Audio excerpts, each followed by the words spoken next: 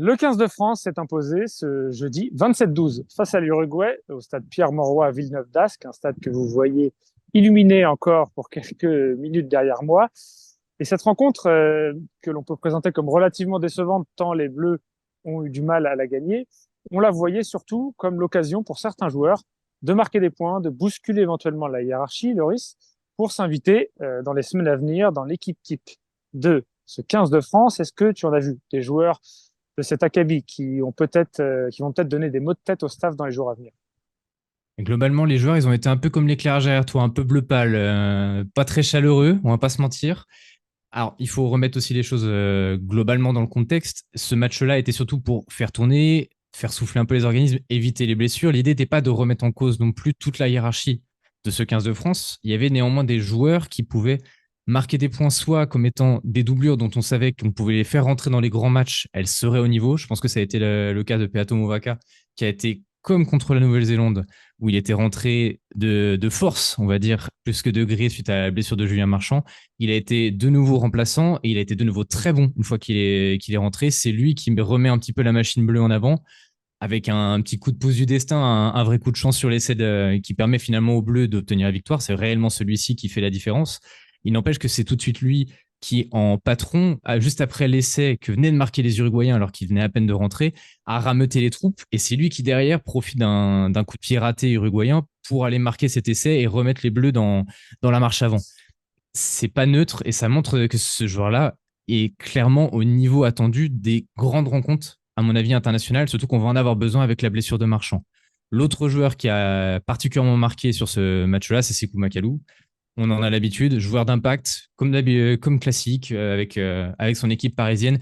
Il est toujours en avant, toujours dans l'envie, dans l'agressivité, même quand l'équipe globalement est moribond. On va pas dire grand-chose de mieux que ça. Mais néanmoins, Makelou part sans doute de trop loin pour vraiment bouleverser la hiérarchie en troisième ligne. C'est pas ce qu'on attendait de lui. On attendait de lui qu'il soit cette espèce d'électron libre sur ce match-là. Il a été dans une équipe qui était globalement trop faible. Ça n'empêche que lui, individuellement, a réussi à marquer ces points-là. Après, c'est pas forcément les joueurs qui étaient attendus le plus pour bouleverser les lignes, clairement, du côté de l'esprit de Fabien Galtier. Oui, je pense à Movaca notamment, quand tu as commencé à Mm. me parler de lui en premier. J'ai un peu l'impression qu'il doublera jamais Marchand si Marchand revient en pleine forme et qu'à contrario, là, en l'absence de Julien Marchand sur blessure, il fait office de doublure qui monte d'un cran assez naturellement. Donc l'enjeu pour lui n'était pas énorme, même si je te rejoins sur son excellente entrée. Pour Macalou, il y en avait un peu plus, à mon avis, parce qu'il a été dépassé dans la hiérarchie pour intégrer le banc, qu'il soit en 5-3 ou en 6-2, par Paul Boudehand récemment. Et ce soir, il fait quand même un match meilleur que Boudehand, qui lui aussi a globalement surnagé. Il s'est Très quand même clairement. plus montré. Donc, Macalou, lui, on peut aisément le ranger dans la catégorie des joueurs qui marquent des points. Et ce débat qu'on a autour de Movaca, est-ce qu'on peut dire qu'il en marque ou pas? C'est aussi parce qu'on se dit que la place n'est pas à prendre au talonnage. Donc, si on retourne la question, on peut se demander aussi où est-ce qu'il y avait une place à prendre ce soir. Et là, peut-être qu'à l'aile, où Gabin Villière n'est pas aussi incontournable qu'il ne l'était avant d'enchaîner les pépins physiques. Il y en avait une ce soir, donc on peut se questionner. Je ne sais pas ce que tu as pensé du match des deux ailiers. Aucun des deux n'a été flamboyant, mais j'ai quand même le Non. sentiment que Villière a une nouvelle fois manqué l'occasion de plier le game, entre guillemets. Il y a Louis Bielbiarré qui commence à lever le doigt, là, à dire coucou, je suis là, j'ai 20 ans, je signe un record de précocité. Je peux débuter quelques matchs importants avec cette équipe.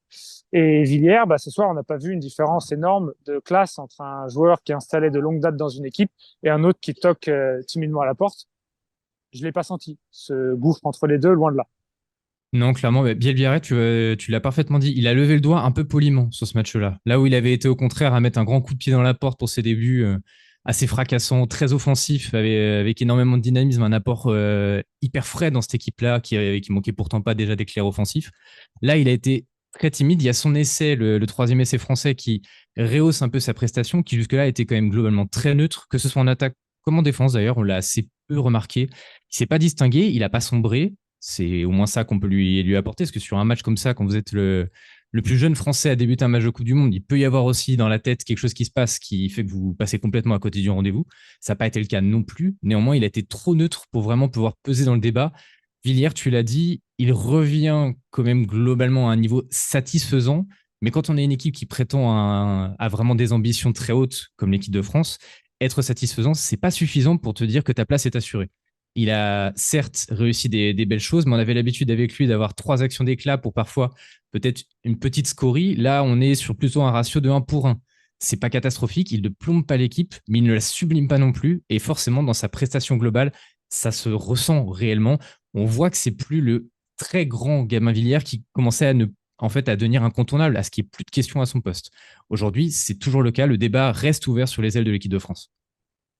Et les deux autres lieux, postes où il pouvait y avoir des débats, à mon avis, c'était donc en deuxième ligne, avec un Cameron Wauquiez qui était avec Romain Taofifénois, pardon, aligné, mais paradoxalement en concurrence. Si Taofifénois arrive à convaincre qu'il peut débuter en 5, eh bien, Flamand en 4, ça ira très bien. Et si c'est Wauquiez qui crève l'écran, Flamand en 5 aussi, ça marchera. Donc ça, c'est avec Super Flamand à côté qu'on se demande à qui on va l'associer.